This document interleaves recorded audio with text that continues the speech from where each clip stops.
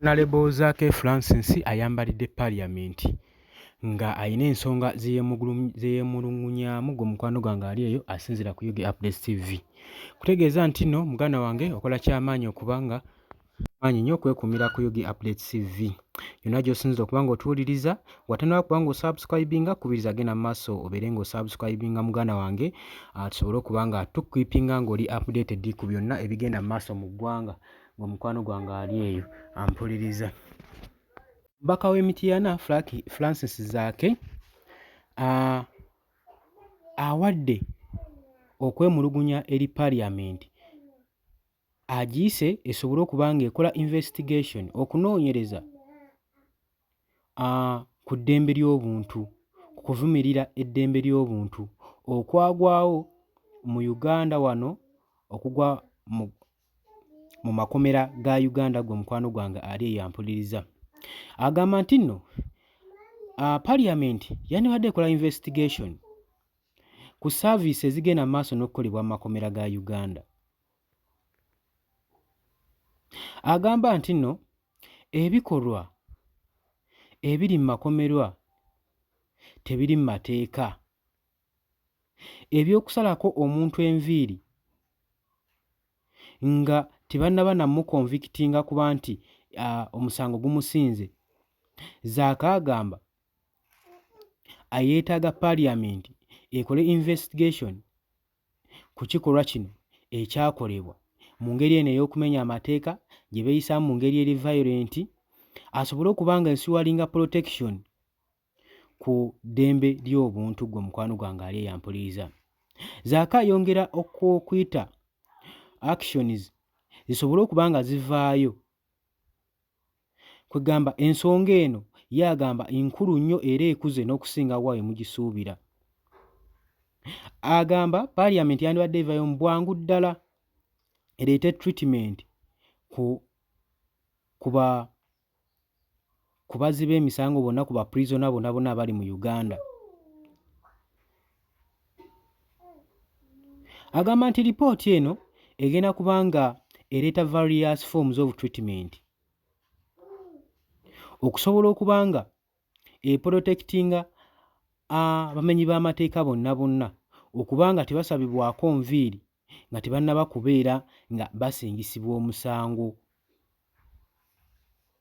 Zaake ayongera okuritisaizinga n'agamba ekikolwa kino kiyooboola ekitiibwa ky'omuntu era nga bwe kyakyoboola ekitiibwa kyange.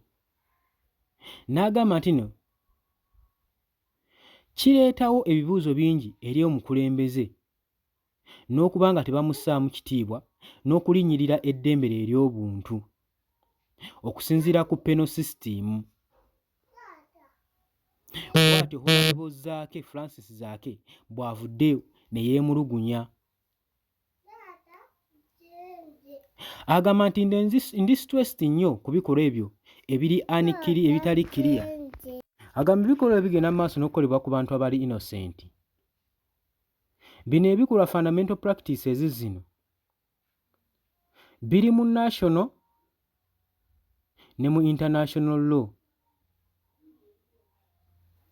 Ye Zaake agamba Uganda Prisoner Services erina okubeera nga enduwalinga high standards of human rights esobole okuba nga ziteekebwawo ku oyo yenna abaakwatiddwa bamusengamu ekitiibwa ekyo kyonna ky'aba agwanira. N'agamba nti laba nze nva buvi mu kkomera naakava mu kkomera era mwena musobola okubeera ba victim ku kino kye bantuusizzaako. Obudde bwonna osobola okukwatibwa, osobola ossibibwa, osobola otwalibwa ku makomera ate n'ovaayo ng'enviiri zo zisaliddwako. Naye amateeka gaffe omuntu yenna alina member wa public okuggyako ng'omuntu yenna ali convicted, erwo lw'osobola okugamba nti nno omuntu oyo yabadde humiliated ku mbeera gy'alimu. Agamba nze kino nkimanyi nkiwa nti si kya buntu si kya buntu n'akamu eky'okubanga omuntu talina ddembe lye. Ye agamba nti nno kirungi nti nno bakolegi abasinga abamu baabawa bbeero be yali nabo ng'akwatibwa. N'agamba nti nno embeera eyali mu kkomera mbi nnyo, embeera eri mu kkomera mbi nnyo, era n'abantu baffe babonaabona, basafalinga era babonaabona okuva emyaka 4 ku myaka 6 ng'abantu bakyali just ku remand. Agamba nti nno abantu abasinga tebafeesingangako na mulamuzi, waatozzaako watusigidde ekifaananyi ekyabadde mu kkomera. Zaake ayongera mu maaso n'okuba ng'apiringa ku paaliyamenti egende mu maaso n'okuba nga etunula mu nsonga ye, amakomera, sisitimu ekozesebwa mu kkomera asobole okuba nga bapuliventinga kugamba ba-implementinga forms ezinaabeerawo mu maaso nga tezivumaganya makomera. Ayongera n'agamba nti no mpita obwerufu mu makomera n'accountability ye ateesa wabeerewo establishment okubeera nga waliwo independent body esobola okuba ng'eraba amakomera n'embeera n'okunoonyereza okusobola okulaba nga amakomera n'abagalimu n'abazzi b'emisango bwe batwalayo nabo kwegamba embeera gye balimu nnungi.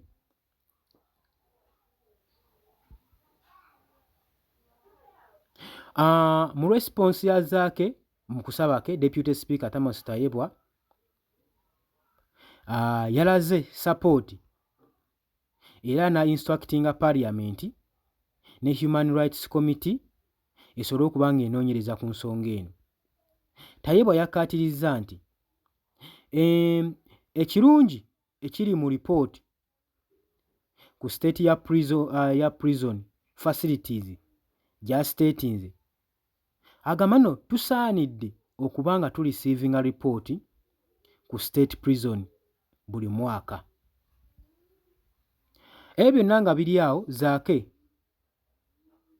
ayita investigation mu Uganda Prison Service handle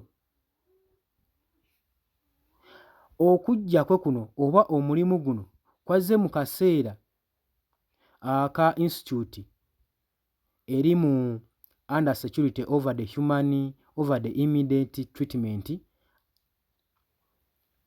asobole okuba ng'alongoosa amakomera. Yazze ng'ayagala services zitwalibwe mu makomera asobole okuba nga alongoosa embeera yonna yonna eri mu kkomera okusobola okulaba nga buli muntu yenna yenna aba atwaliddwayo ayisibwa mu ngeri ennungi nga tannaba kusingibwa musango. N'agamba kalaba nze ekyantuuseeko bwe nasaliddwako enviiri nga n'omusango tebannansingisa na musango. Agambye abantu bangi bali eyo bafeesinga challenge nga gye nafeesingamu.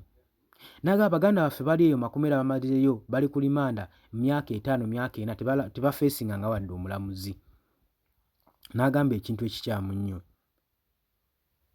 Agambye ate mu makomera sisitimu eno eri common nnyo okuba nga bwe abakomera okubasalako enviiri okusobola okuba nga basaavinga reasons zaabwe.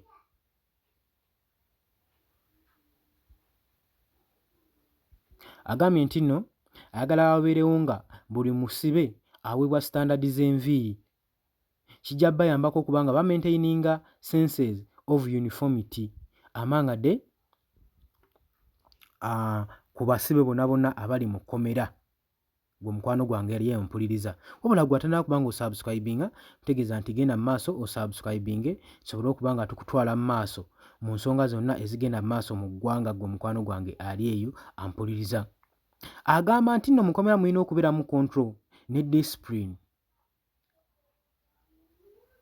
N'agamba nti nno naye tekitegeeza nti nno olw'okuba nga mulina okupromotinga discipline nti musaleeko omusiba enviiri nga n'omusango tegunnamusinga nga tannaba kuyingira n'akaduukulu.